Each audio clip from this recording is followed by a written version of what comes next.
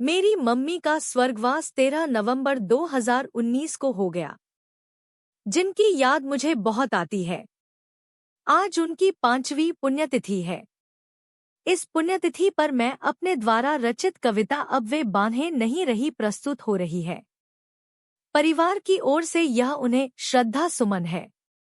ममतामयी माताजी को समर्पित। अब वे बाहें नहीं रहीं। जीवन जीने का हर लम्हा अम्मा हमें सिखाती थी।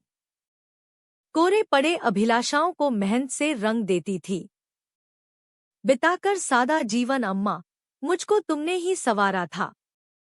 गम की भीड़ में ये अम्मा, तुमने हंसना सिखलाया था।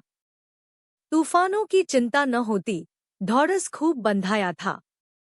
कंधे पर बस्ता रखकर अम्मा जब विद्यालय ले जाती थी, ना जाने कितने सपने सजोए थे। अम्मा मैं तुझको कुछ दे न सका। खाकर उठता था फिर भी अम्मा कहती बेटा फिर से खा लो। तन पर कपड़ा देख टोकती, 2-4 जोड़ी और सिला लो। बैठना है तुझे 4 जनों में, उसको अपना अभिमान समझती। विलंब होता जब घर आने में, खिड़की से झांका करती।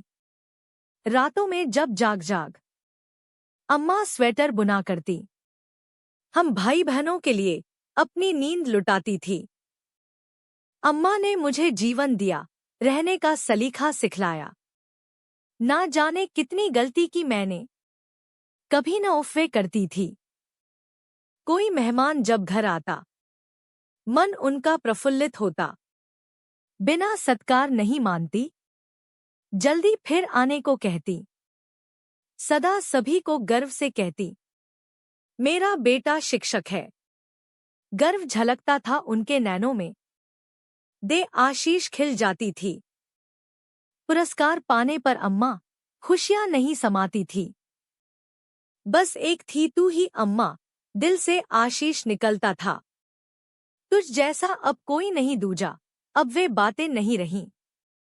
मुझको आशीष देने के लिए अब वे बाहें नहीं रहीं। चाहे दुनिया सारी देखें, अब वे निगाहें नहीं रहीं। रचिता राजकुमार रामलखन यादव। अम्मा को शत-शत नमन। आपका आशीष मुझ पर ऐसा ही बना रहे। आप जहां भी हैं, आपकी आत्मा को शांति मिले।